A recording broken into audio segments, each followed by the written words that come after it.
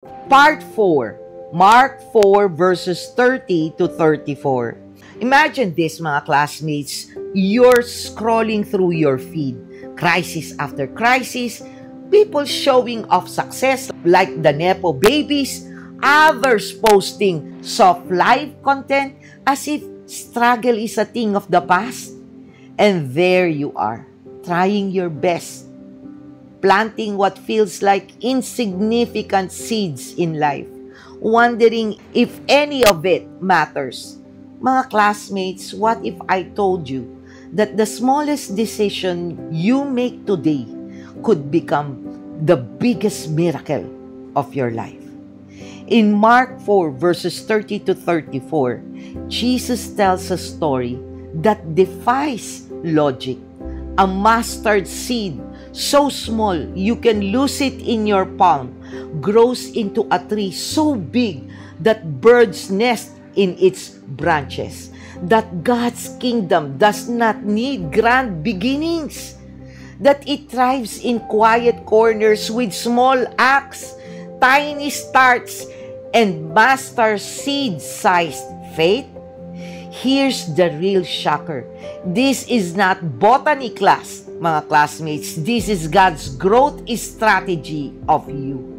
Here's the thing, mga classmates. In a world obsessed with going viral and blowing up overnight, Jesus tells us something radically different in Mark 4 verses 30 to 34.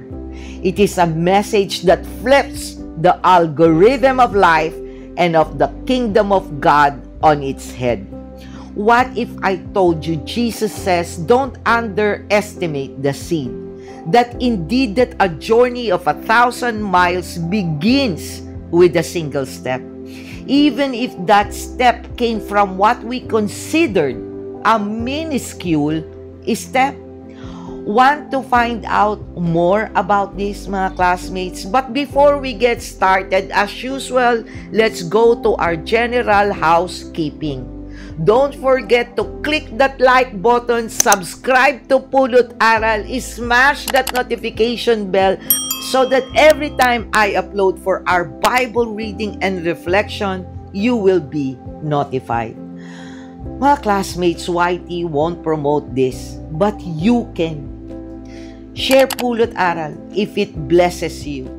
And if you missed our Mark 2 series or Mark 1, catch up for full context. We spread God's Word, mga classmates, because love compels us and eternity is at stake. Drop your thoughts later on the comment section about our discussion question. Mga classmates, this is Doc Jean. Welcome to Pulot Aral. Let's dive in.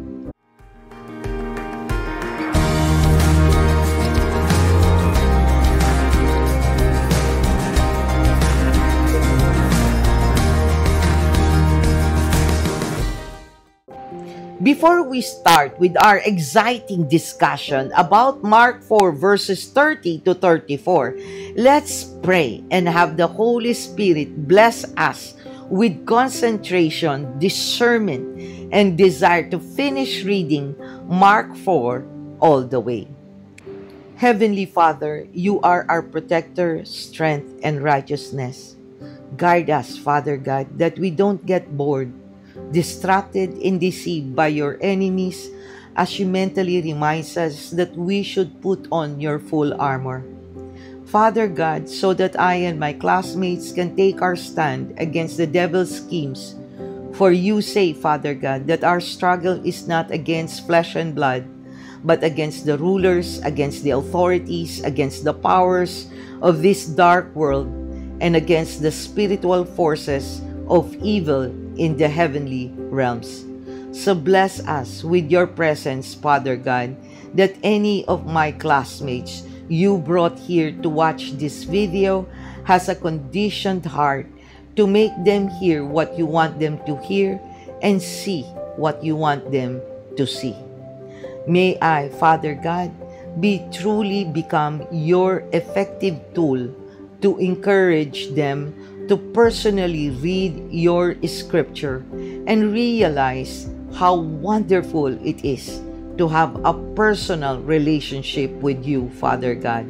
Let not our own biases, culture, religion, and politics be used by Satan to create dissension due to the Bible discussion on this video. Let us just speak your truth and not ours. Let them be moved, Father God, to help this channel grow so we can spread and build a Bible reading community who speaks your words. Increase our desire, discern well, obediently do, and delight more to live a life according to your will. This we ask through Christ our Lord. Amen. Mga classmates, before we do the general context and discussion, let's start reading first Mark 4 verses 30 to 34. And I will be reading it on the ESV version of the Bible. The parable of the mustard seed. And he said, "With what can we compare the kingdom of God, or what parable shall we use for it? It is like a grain of mustard seed, which when sown on the ground is the smallest of all the seeds on earth. Yet when it is sown, it grows up and becomes larger than all the garden plants, and puts out large branches so that the birds of the air can make nests in its shade." With many such parables, he spoke the word to them, as they were able to hear it.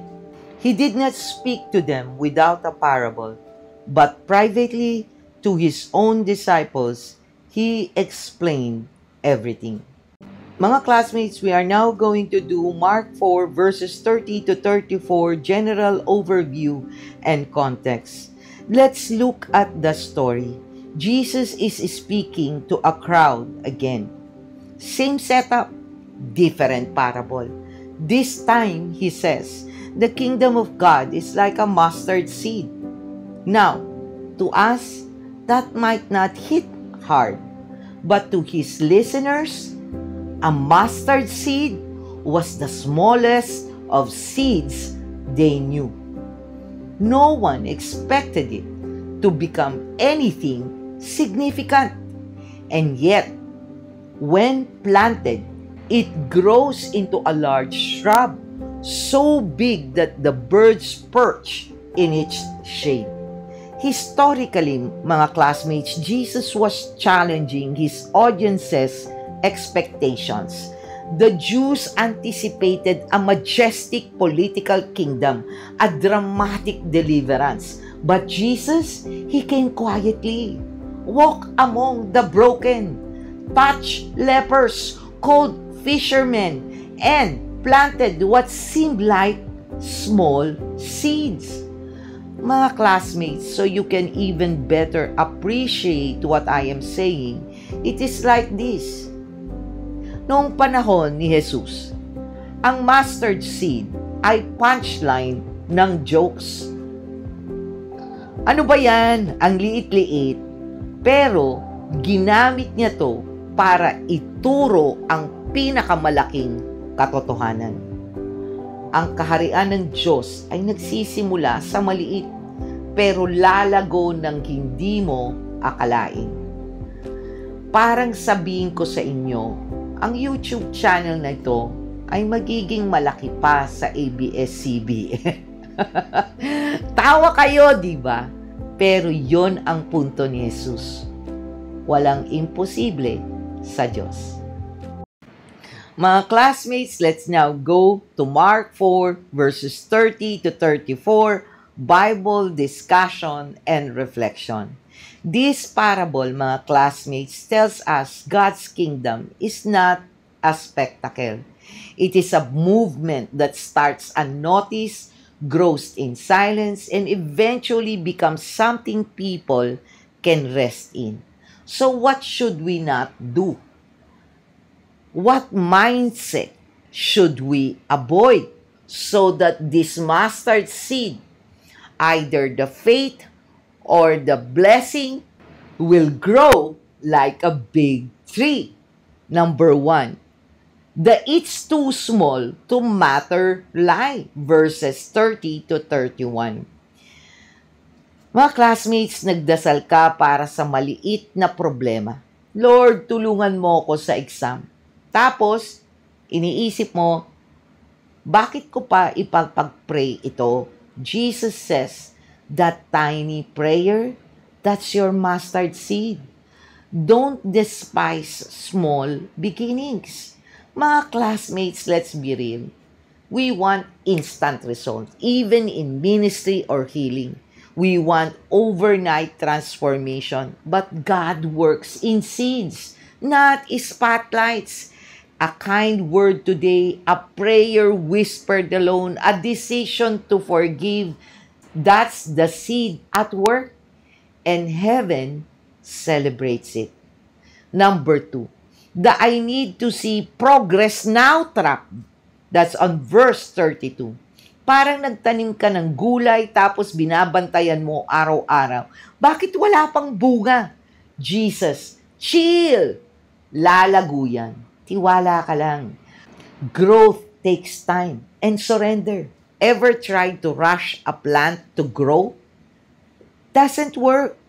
Same with faith, mga classmates. Some of us want full harvest with zero watering and sunlight. But growth is slow, silent, and often uncomfortable. The kingdom grows in you before it grows through you. Number 3, the but I'm just one person excuse, that is verses 33 to 34. Ano ba naman ang mga ambag ko? Isa lang naman ako. Pero ang sabi ni Jesus, ibang binhi ka lang, pero pag lumago ka, maraming makakahanap ng pugad sa'yo. Not everything that looks big is real growth. Mga classmates, look around. Social media is full of kingdoms built on likes and clicks. But Jesus says, His kingdom doesn't need a PR team. It just needs hearts willing to be planted. Mga classmates, I can't help but relate on this parable when it pertains to doing pulot aral. These are actually some of my thoughts when the Lord impressed on me to do this expository way of doing Bible reading and reflections. And even when I surrendered and finally started it. Why? Because like any other flawed human being, I'm more concerned on the number of views, the likes, and subscribers because I equate these worldly standards to the work I pour onto it. But mga classmates, by thinking this way, it all becomes about me. But that's not how it should be. You see, mga classmates, I always know that the Lord will be the one to bring people here. And just like in Mark 4, verses 21 to 25, He wants souls who come and watch here, have the desire to hear and see Him. And if I truly want to glorify Him, then His preferences and ways should be the priority. Right? And just like King David, na nagsimula sa slingshot, si Esther sa isang beauty contest, si Jesus, isang mangingisda ang unang disciple. I realize, mga classmates, that if I'm doing this for Him, to glorify Him, it does not matter how many views it garnered, and how long people will watch. What matters to Him is that there is a channel that will be available according to His purpose. To have people He wants to be here. For me and others, not to conform with the world as this channel progresses, but to transform all of us.